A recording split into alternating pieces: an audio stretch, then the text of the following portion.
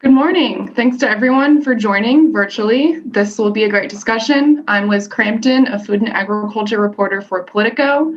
I'm joined here today by Ethan Brown, the founder and CEO of Beyond Meat, David Rosenberg, the chief executive officer and co-founder of AeroFarms, and David Fiocco, a partner at McKinsey & Company. Let's jump right in. This is a question for everyone. How did the pandemic affect your business this year? Ethan, let's start with you.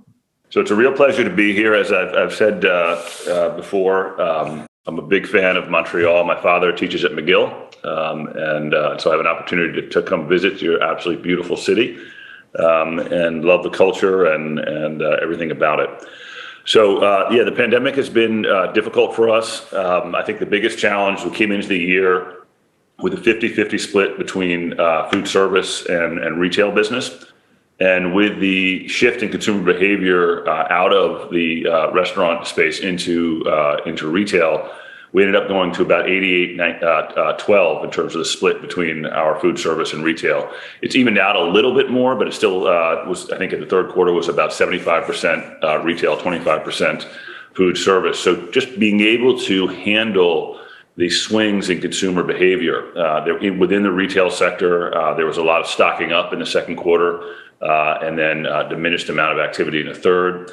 And so overall, it's been a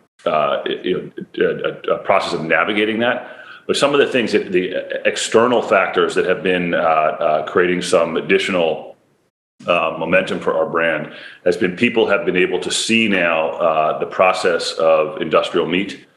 Because with the pandemic impacting meat packing facilities to a disproportionate degree, the media covered that a lot. And so as a result, people were able to also see the conditions under which many of the workers were being employed. And that created more and more interest in an alternative way of getting protein to center the plate. So there's been both negatives and positives. David Rosenberg, how about you? Yeah, and also great being here. Beautiful city. Wish I was there today. But at AeroFarms, we were impacted a few ways. First, people-wise, I'm happy to say that of the people in corporate, about 170 people, we only had one COVID case, and about 50% of those people were going in every day. Mostly that was around R&D, engineering, areas like that. And what that tells me is if you socially distance, this could be managed, and people felt safe. We certainly had PPE processes in place.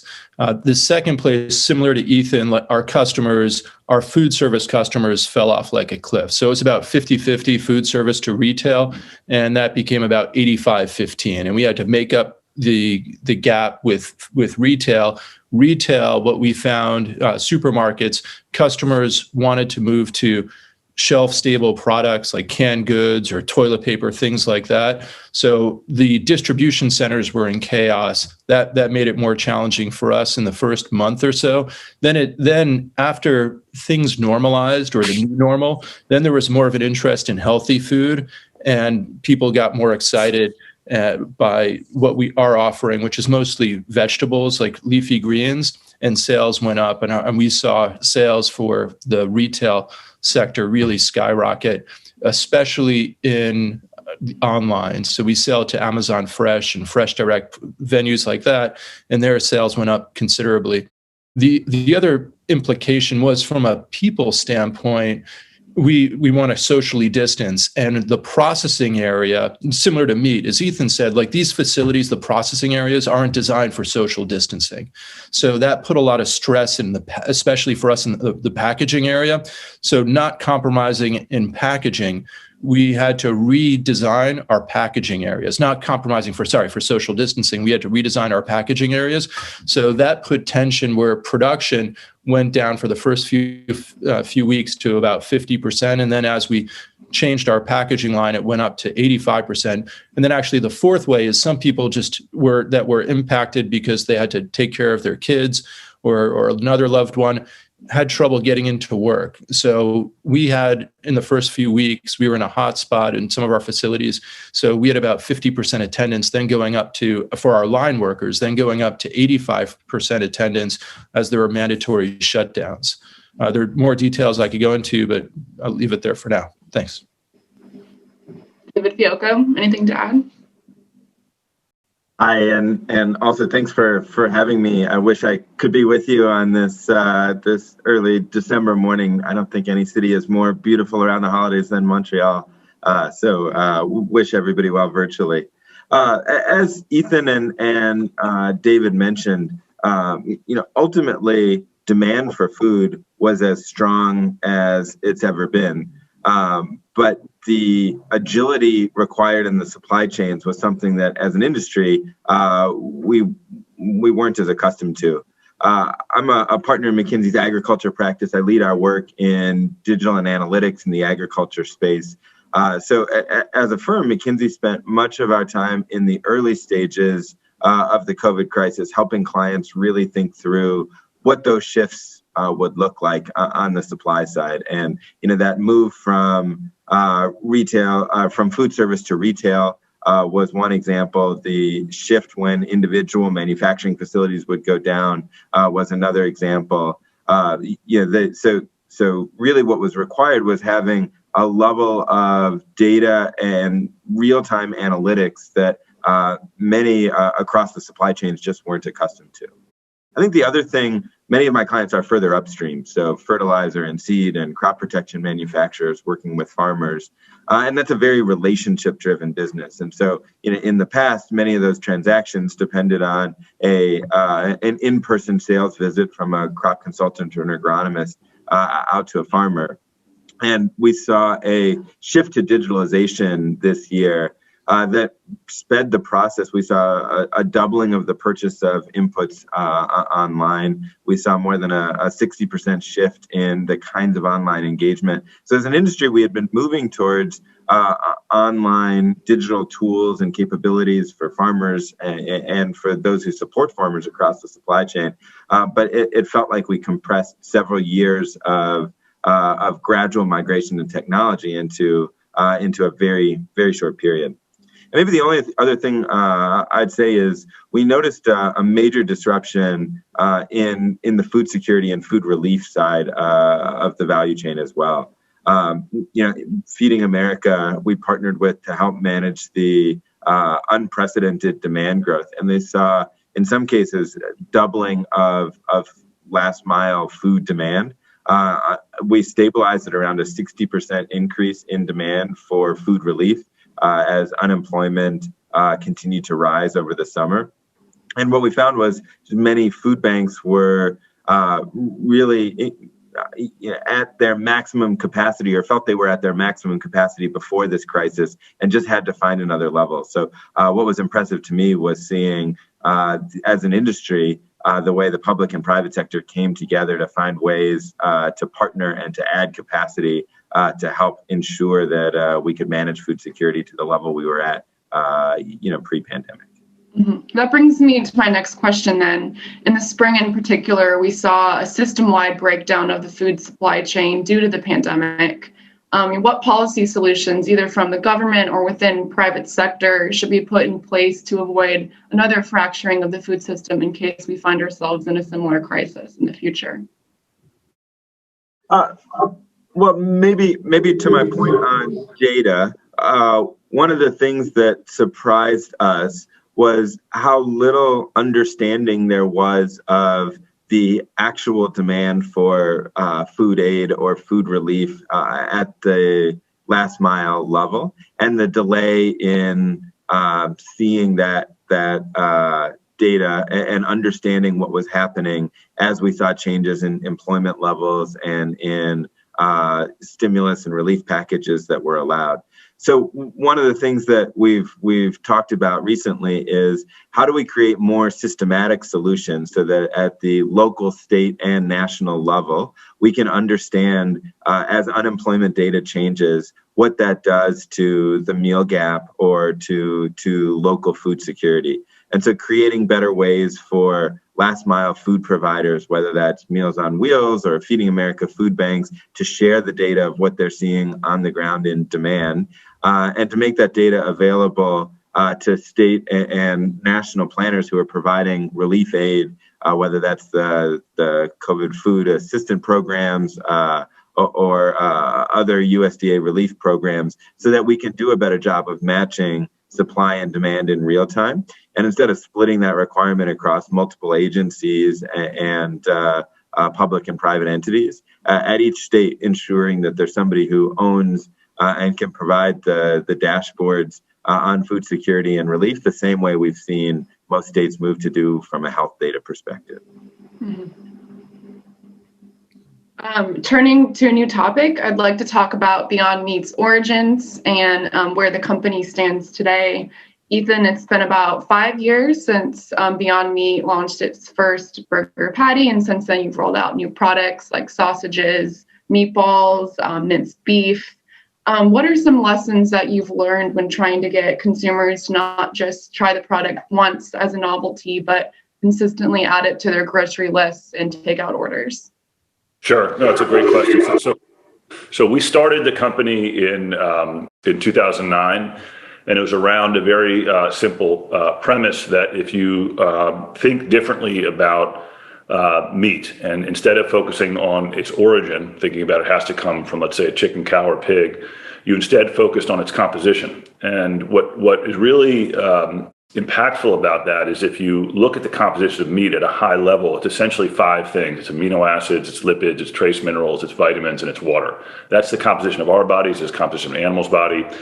But interestingly enough, it's also shared throughout nature. And life is really unified through its constituent parts. We all share the same constituent parts to a certain degree. And so you're able to source all of those key inputs for meat directly from plants. And that was the observation that I had and was able to start thinking about how do you use technology to organize those key inputs in the architecture or blueprint of animal protein or muscle. And so I began working with faculty at the University of Maryland, and I know you're a Tar Heel, so I apologize for that, but also at the University of Missouri. We began to look at how to structure that protein in the form of muscle. And it's essentially, if you think about, let's say, and I'm making these forms up, but for illustration purposes, let's say that protein presents like this in a plant. Our job is very simple. It's to break the bonds and then reset it so it stitches into that muscle structure, right? And that's what we're doing. And so instead of feeding all of this plant material through an animal and then raising the animal, storing the animal, we're essentially taking those core inputs from plants, skipping that process, using heating, cooling, and pressure to create the structure of meat. And so it's a pretty, at the end of the day, simple concept and simple execution. There's a lot that goes into it along the way, of course. But the value proposition that we were able to make to consumers was that this is going to be something that we're going to drive year after year, so that it has a taste profile and a sensory experience, aroma, texture, mouthfeel, et cetera, that is indistinguishable from animal protein. Then the second lever that we needed to really push on was nutrition, right? So we wanted to make sure the consumer understood that consuming this product will bring health benefits to them, which we can talk about later.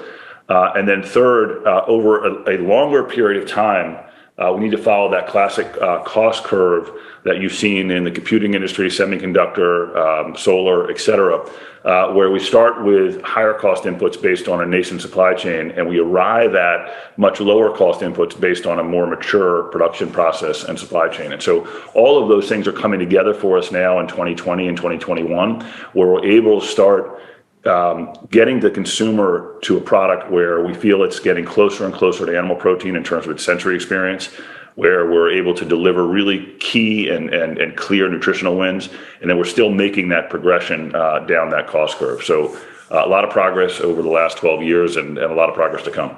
Mm-hmm.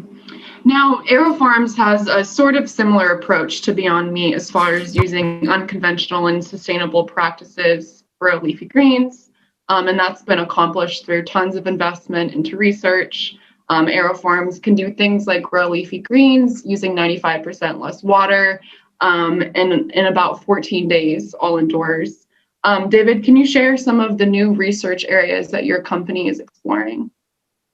Well, similar to Ethan, it's about how do we reduce capital cost, operating costs. Some of it's inputs for us, but a lot of it's applying technology. When I started, we would grow a plant in over 20 days. Now we could take that same seed, grow it in 14 days. And just like imagine a kid going through a growth spurt, if you understand what the optimal nutrition is, exercise regimen, sleeping regimen is, you could accelerate whether it's kids' growth or a plant's growth. So there's a lot of data science, data analytics involved to get there. And then it's doing things like addressing some of the capital costs to reduce it, lighting being the most obvious one. And lighting is continuing, LEDs are going down, but how do we invest alongside that reduction of the cost curve? What spectrum, at what intensity, at what frequency optimizes plant growth? And then taking this platform and applying it to very different crops. So we've grown about 850 different types of crops today. And how do we continually understand what problems are we uniquely positioned to solve so we could add more value, give people more access to fresh, locally grown, fresh food? And if I can, Liz, I just want to talk to one of the questions you asked David earlier on policy and COVID. One thing to add is, not surprisingly, workers are incentivized to stay at home. Sometimes they don't come to work. So I think the government did a great job quickly addressing stimulus to give people flexibility so they don't have the pressure to go home. I do think some people naturally abuse that. And if they have the option of working at home and getting paid more than if they go to work or the same amount, people choose to stay at home. And that puts pressure on food manufacturers or manufacturers in general. So government policymakers have to be smart about how they move the stimulus around and understand the unintended consequences. Another point to make is it showed some of the cracks in our food system. We have a lot of centralized food production. And when there's a problem with whether it's COVID or something, and people don't get food, whether it's meat processing or something else. So a distributed, more democratized food system, it puts a lot less risk in the system. And at its essence, like part of our value proposition is local food production, so distributed manufacturing. And here, I actually think it's more of a fad than a trend. So the question is, will government or some entities invest in de-risking the food system and having more food production facilities so we don't have this consolidation and this aggregation of risk? Mm-hmm. Speaking of government investment, I want to talk more about your research and how critical that is to the future of the company. What sort of opportunities exist for governments to encourage similar research on a bigger scale, not just in the US, but across the world? Well, I'm a big believer in governments not being prescriptive, but being performance-based. So, for example, the world's lost 30% of its arable land, of its farmland in the last 40 years. So what can we do to create systems to produce the same food using less land? So here, AeroFarms uses no land. We grow with a cloth that's made out of recycled plastic, and it's reusable. But in either case, can you grow a plant using less land? Can you grow a plant using less water? So how do we put systems in place? How do we continually increase standards of performance and get innovators, entrepreneurs, big companies, whatever, to innovate to meet those standards? And if they can, invest along the way, whether it's along the way or actually a pot of gold at the end, but choose the right performance metrics, could be pollution, could be CO2 emissions, whatever it is, and incentivize the market to meet those standards and innovate along the way. So for example, and here government sometimes screws things up. So if you take water is artificially priced low. And the philosophy behind that is everyone should have access to water. Water should be free. Well, it might be free when it comes down, but when you have to move it, there's a real cost to it. And if government makes the price of water artificially low, then it's hard for innovators to, if we have a good solution, let's say at AeroFarms, to use 95% less water, but that has little impact in the cost of goods sold, then what's the incentive to drive down and put that extra filtration in, that extra dehumidification that pumps back into water into the system to utilize less water? So government, while their intentions were good to give water free access, they take away the incentives for the innovator to solve a problem. So market forces, I would argue, are very powerful to solve problems that are meaningful to the government. What the government should do is change standards of performance and change metrics of what water usage or land use or land degradation, and have penalties associated to put the calculus of these externalities into commerce. Mm-hmm. Mm-hmm. While we're on the topic of research, Ethan, there's a lot of discussion about whether Beyond Meat's products are healthier than, beef raised on a ranch. How do your products nutrition-wise compare to traditionally raised beef?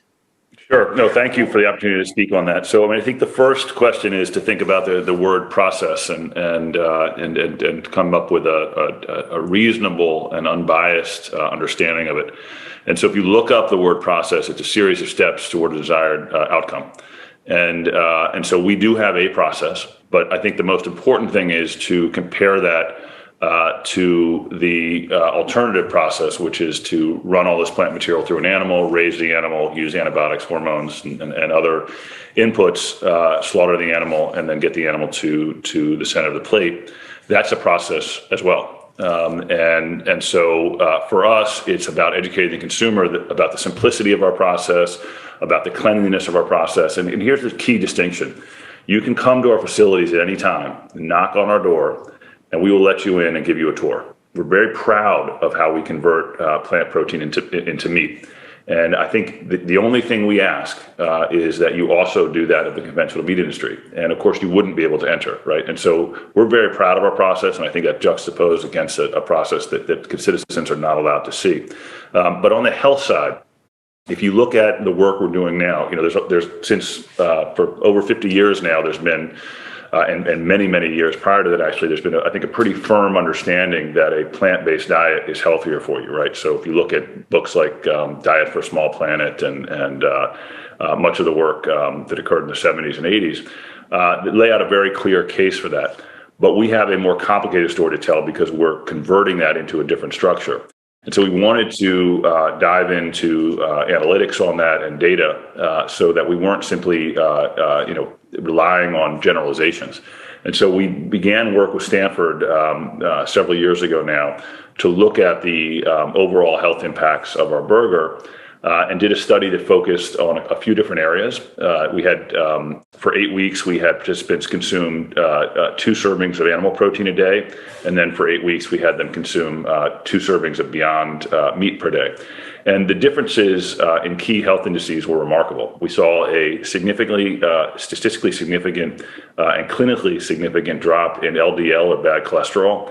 I think it was 10 points. We saw also a similar, in terms of statistical and clinical significance, drop in TMAO levels. And TMAO is something that's in the gut that is very closely associated with heart disease. And so both of those were really important findings. And then lastly, there was some weight loss. We'll continue to do those studies. And when you fund a university to do that kind of work, you're not prescribing an outcome. You're giving them funds to do actual research that you can't control. And so we're very optimistic and confident about the health benefits of our process relative to animal protein. You have to think again about this whole notion that the animal's muscle is there not necessarily for you to eat. Of course, we evolved doing that, but it's there for the animal to do work, right? And so there are things in that animal protein that you don't necessarily want to have at the levels we're consuming today. And that's one of the key differences between the amounts we ate as we were evolving and the amounts we're eating today. Things like IGF-1 stimulants, TMAO stimulants, heme iron, heterocyclic amines, all of these things that are naturally occurring in animal protein for reasons that have nothing to do with your health and in fact can be deleterious to it. So we keep all of those out, obviously no cholesterol, et cetera. And so we're very confident about the health benefits. And it's not just about health. That's a key driver for us, but we also wanted data on the environment, right? And so we did similar studies with the University of Michigan, and the results were amazing on the environment as well. We have 99% less water use than a conventional burger, 93% less land, 90% fewer emissions, about half the energy. And so this is a win-win. It's something that you can put in your body and feel better, as well as do something that's good for the environment. And you can go out and buy a Tesla for $80,000 or a Prius for much less, but still a significant amount of money. Or you can buy a burger for less than $5 and put it in the center of your plate and kind of communicate what you stand for and what you care about. So we're very confident about the health benefits. And the last piece is if you look at the number of athletes who've gotten behind our product, the reasons for that are twofold. One, they're seeing that they have much less inflammation when they're consuming our products than when they're consuming animal protein. And this is, if you looked at the 2020 All-Star Game, probably the best example of that was a 6'1" Chris Paul, 15 years in the league, catching one of the first alley-oop dunks he's had in a long time, right? And after the game, he just explained, I don't have soreness in my knees anymore like I used to because I've switched to a plant-based diet. So guys like that and gals like Maya Moore, et cetera, are coming into our brand because they're seeing the benefit not only to their bodies, but also to the communities that they care about in terms of reducing heart disease, diabetes, cancer, et cetera. So health benefits are massive. We focus a lot on it. We have 35% less saturated fat than conventional burger. We're releasing a new version this in the new year that will have 55% less saturated fat. So, we're getting after it on health. David Rosenberg, I'm curious, have you as a company encountered any consumer reluctance among people eating vegetables that's not grown in soil under the sun? And who is your target consumer demographic? So our target consumer demographic is the kind of person that eats organic food typically, and only because they might be more conscientious to what they put in their bodies as well as the impact on the environment. And our messages are similar to Ethan's, like we have a lot less impact on the environment and it's a healthier product. The big health benefit that people don't realize, I would argue, has to do with pesticides, herbicides, fungicides. If you think about what these things are, they're meant to kill stuff, whether it's insects or weeds. We don't want them in our body. And what's funny is often on labels and packaged salads, it says triple washed, and people don't really stop to think what that means.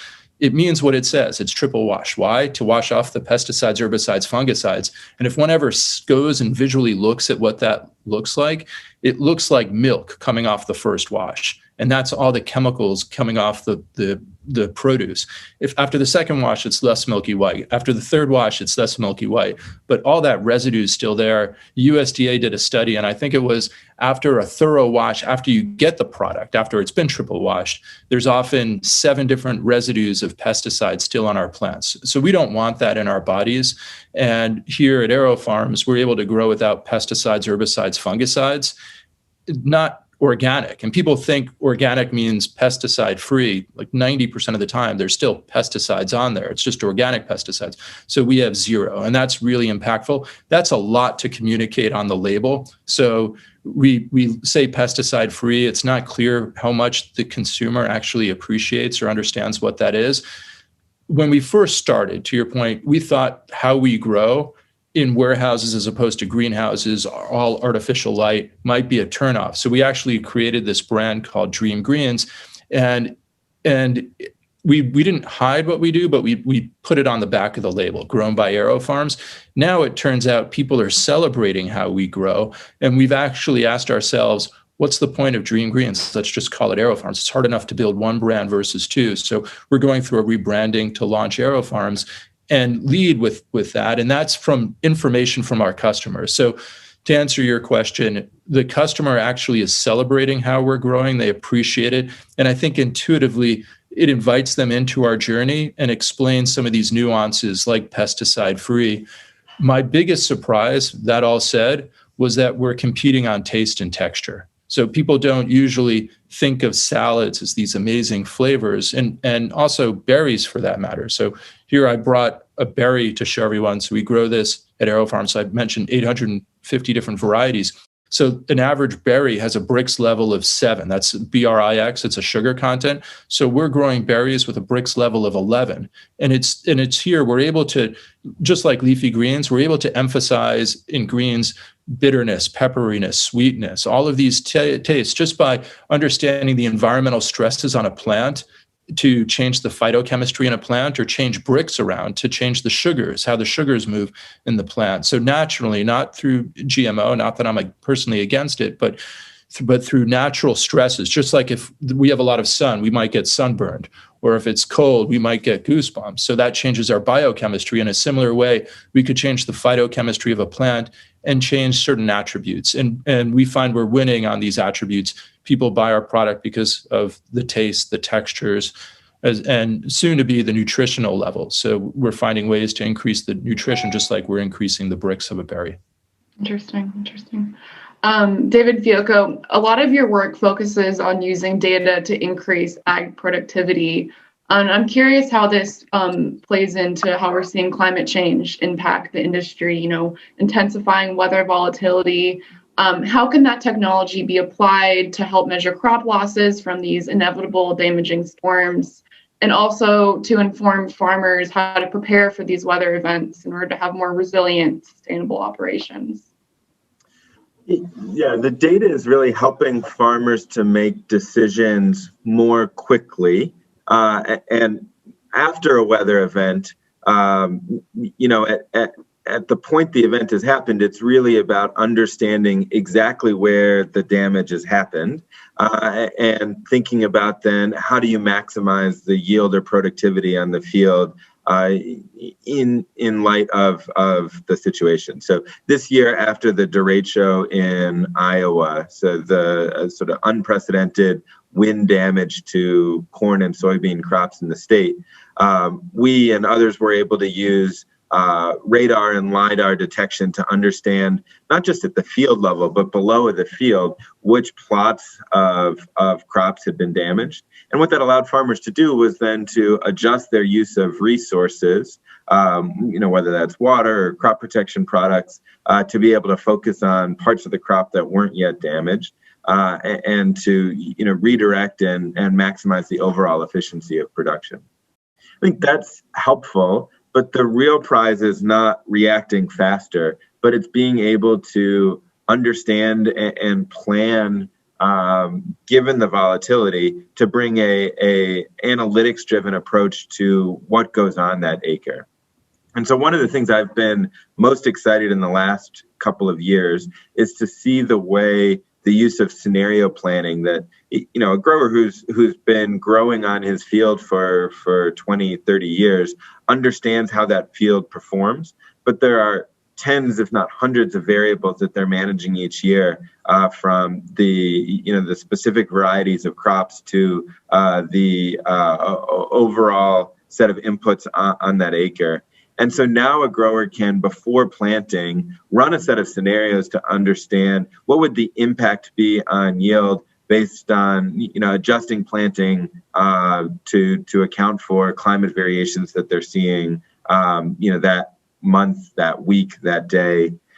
They're also able to really get in front of what is the opportunity to adopt regenerative agriculture practices, to reduce nitrogen runoff, to make some investments in their acres that, while real time, might take 2 or 3 years to generate a payoff, over the long term, can lead to both sustained productivity and sustained soil health.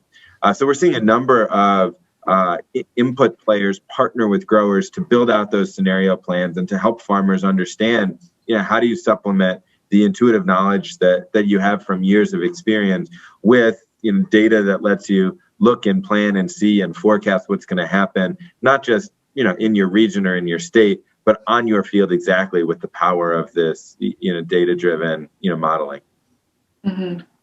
I'm curious how you get farmers to implement these data technologies. From my reporting, I know that there can be a reluctance and even suspicion among producers over incorporating analytics into their operations. And beyond that, an accessibility problem. As we all know, rural broadband is not accessible, not quality. So how do you overcome those barriers? We always say for every dollar you spend on technology development, it will take at least another dollar on change management support and rollout to help growers understand and use and adopt the technology.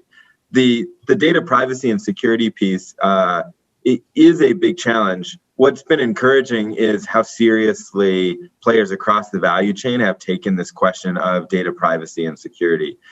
So in almost every case, the farmer retains ownership of their data. And when data is used to power advanced analytics, it's almost always de-identified and used sort of separate from the individual farmer or field. We encourage farmers to ask those questions and to be in front of how their data is being used and what's happening. we encourage our clients across the value chain to be in front of those conversations. Generally, what we find is those that are building scenario planning and analytics tools for growers are doing it because when a grower is more profitable, everybody in the value chain, from a consumer who can get that food more affordably to an input manufacturer who's able to deliver those inputs to farmers, everybody does well when a farmer does well. So a farmer generally is at the center, and the goal is really to share that information and make it clear. But data brings responsibility, and so asking those questions is important. Now, access is an equally challenging issue.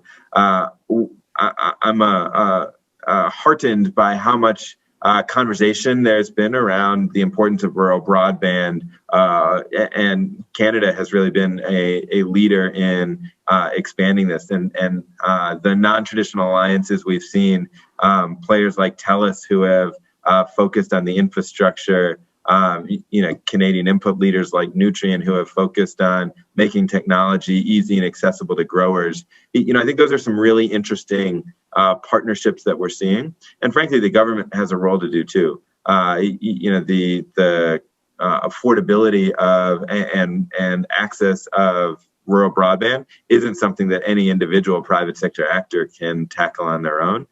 So finding a way to bring those partnerships all the way out to provinces and down to the field level is going to be critical for adoption.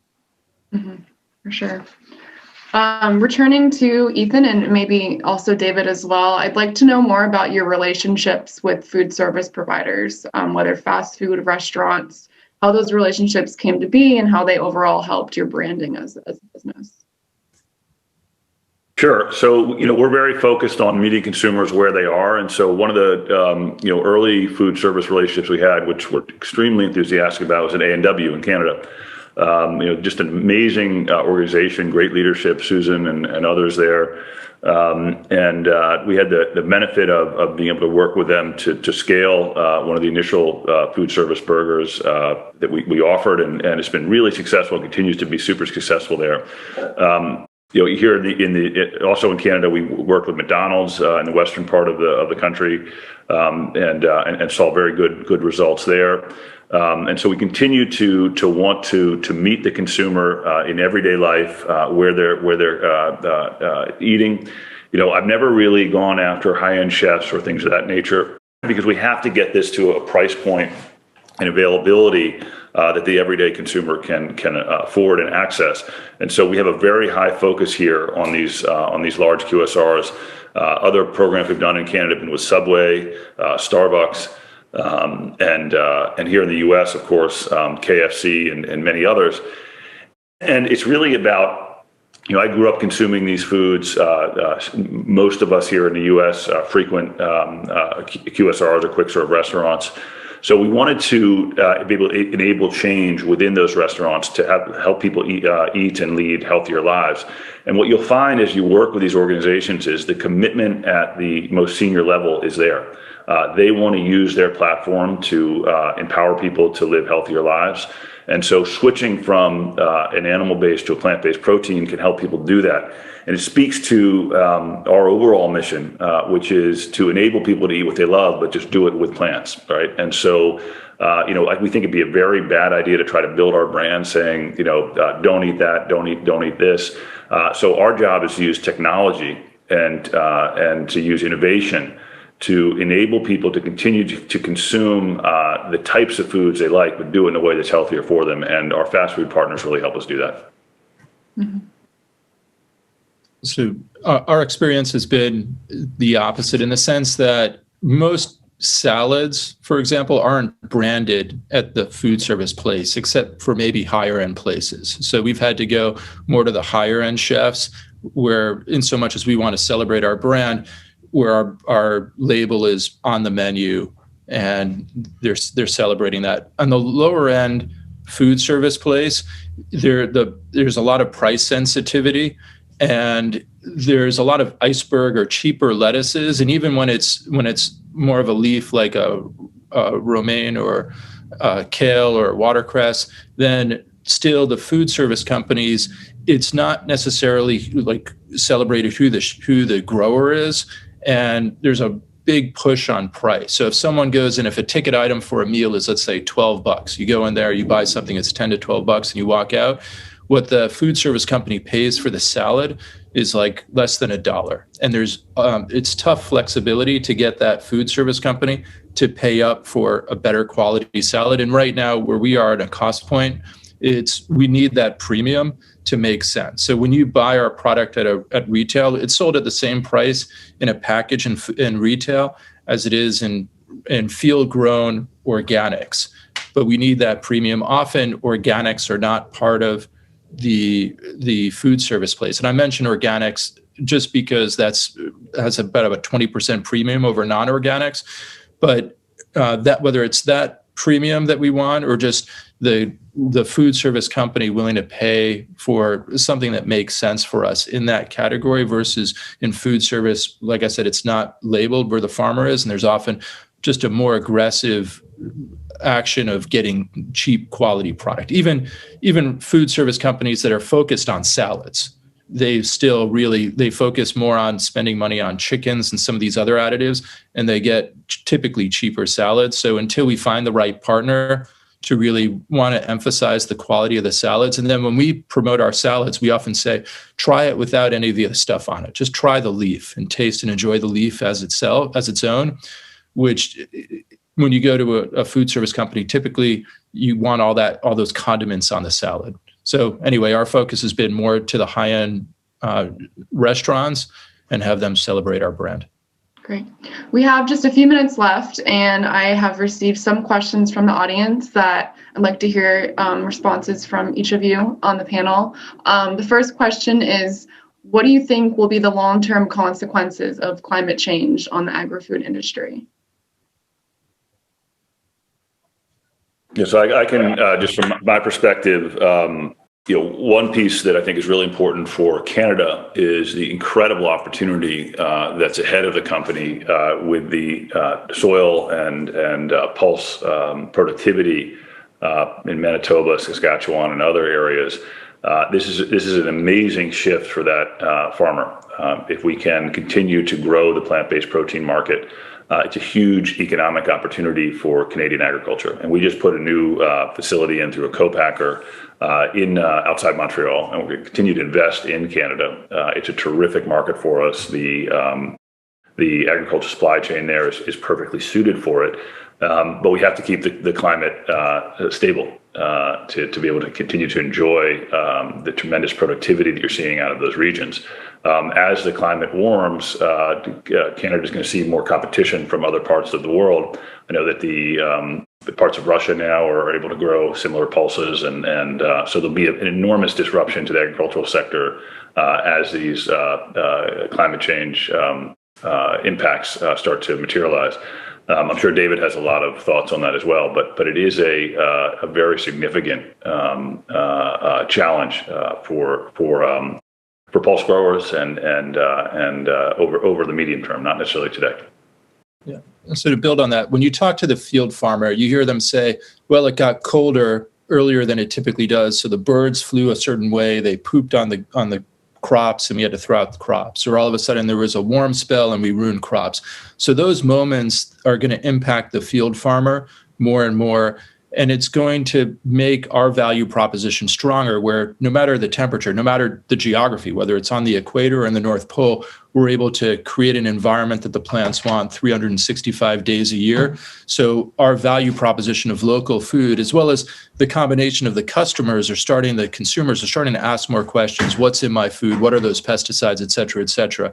So our value proposition is increasing. We're seeing areas where there has been food security issues, reach out to us to build facilities in places like the MENA region is going to be strong for us. We just announced we're building a very large facility in Abu Dhabi. We see more of that pull. Also island states where there's also more for security issues, more interest in local food production.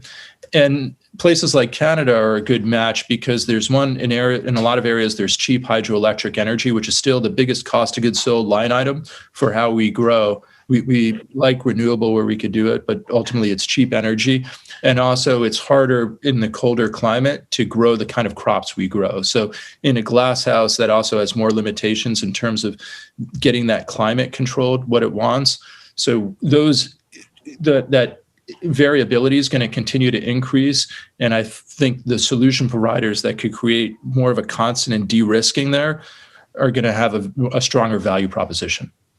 I would say, agriculture has both a responsibility and an opportunity. From a responsibility perspective, 27% of the world's greenhouse gases come from agriculture and land use, but there is a path for farmers and producers to make changes that are win-win and economically advantageous using data-driven precision agriculture practices now to reduce volatility and to manage their emissions. So this is the time to invest in those practices to reduce the overall climate change impact for the world and for agriculture specifically. As Ethan said, Canada has a unique opportunity. The acreage in parts of Western Canada particularly that will be more productive as we look ahead 10, 15, 20 years, create brand new opportunities for really profitable production of high value crops and a chance to start that production in a responsible way. So, really look for growers to think about how do we start bringing technology and bringing land online in a responsible way to produce these crops in a way without degrading the soil and to allow for hundreds of years of efficient production going forward. Mm-hmm. Just one last question real quick. We have about a minute or two left. We all know the agriculture industry has been struggling in particular over the last few years. What new innovation in agriculture can help economic recovery?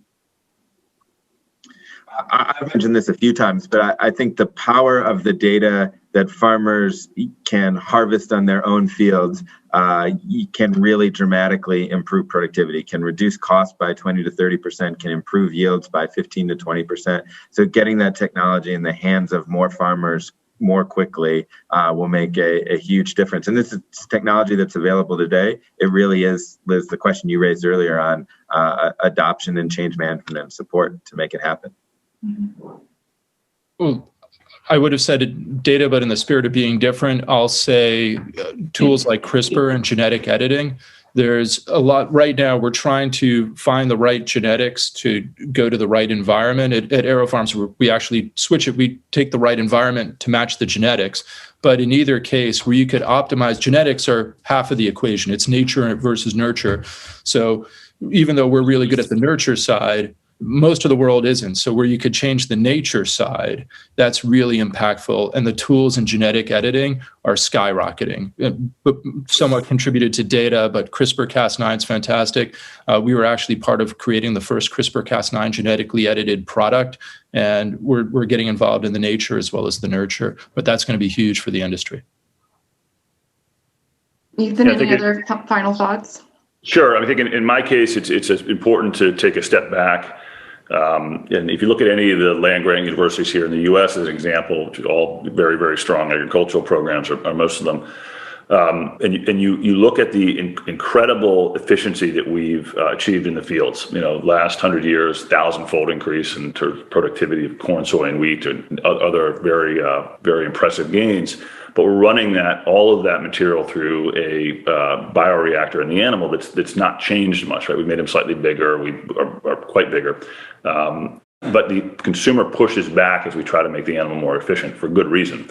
And so we have to figure out a way to not squander all the efficiency that we've created at the field level in converting that into animal muscle or meat. And so technology such as ours, I think, help do that. And so, instead of focusing all of our academic and research work on creating a more efficient animal, I think it's really important to think about how do we pass that efficiency that we've achieved in the field onto the consumer's plate in the form of a plant-based meat or similar item. But I think that the last piece is really, to David Rosenberg's point, we've got to get away from the heavy use of pesticides and herbicides. I mean, if you just think about where and the purpose of those, so many of them were designed as agents to kill, right? And we don't want those on our food. And Rachel Carson did a great service to us 50 years ago with Silent Spring. But we tend to forget about it, right? And that's still happening. And a lot of the pervasive illness that we see in our culture, some of it can be traced back to that. So we need to be careful about what we're putting on our food. And I think that's a major point of focus as we go forward. Great. On that note, I'd like to thank all of our panelists. We have run out of time. And for everyone that tuned in, have a great day.